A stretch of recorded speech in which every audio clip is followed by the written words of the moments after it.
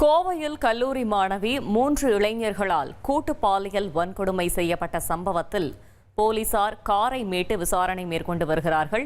மேலும் விவரங்களை செய்தியாளர் கார்த்திக் வழங்கிட கேட்கலாம். கார்த்திக், வணக்கம். விசாரணை தற்போது எந்த கட்டத்தில் இருக்கிறது? தகவல்களை சொல்லுங்க. வணக்கம்.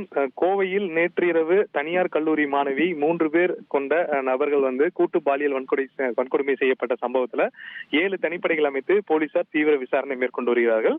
இந்த சூழல்ல நேற்று அந்த ஆண் நண்பர் மற்றும் அந்த கல்லூரி மாணவி பயணித்த அந்த காரை தற்போது போலீசார் மீட்டு பீளமேடு காவல் நிலையத்தில் தற்போது வைத்து விசாரணை மேற்கொண்டு வருகிறார்கள். காரில் பாத்தீங்கன்னா முன்பக்கம் கண்ணாடி உடைக்கப்பட்டு கார் கண்ணாடிகள் உடைக்கப்பட்டது. அதே சமயம் காரில் மாணவியினுடைய உடைகள் மற்றும் அவருடைய மணி பர்ஸ் போன்றவை இருப்பது தெரிய வந்திருக்கு. மேலும் இது தொடர்பாக போலீசார் ஏற்கனவே தடவியல் நிபுணர் குழு கொண்டு முழுவதுமாக கார் மற்றும் அந்த சம்பவம் நடைபெற்ற இடங்கள்ல ஆதாரங்களை சேகரித்திருக்கும் சூழல்ல தற்போது காரை போலீசார் காவல் நிலையத்துக்காக எடுத்து வந்திருக்கிறார்கள்.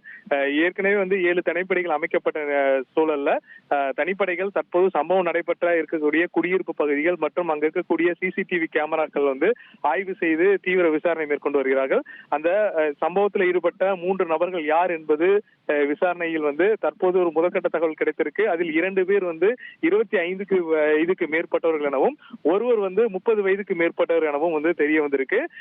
இவர்கள் யார், எந்த பகுதியை சேர்ந்தவர்கள், தற்போது எங்கு தப்பித்து சென்று மறைந்து கொண்டிருக்கிறார்கள் என்ற கோணத்துல தனிப்படை போலீசார் விசாரணை மேற்கொண்டிருக்கார்கள். அதன் ஒரு பகுதியா தான் நேற்று இந்த சம்பவத்துல முக்கியமாக இருக்கக்கூடிய இந்த காரை தற்போது கையகப்படுத்தி விசாரணையை நடத்தி வருகிறார்கள். தகவல்களுக்கு நன்றி கார்த்திக்.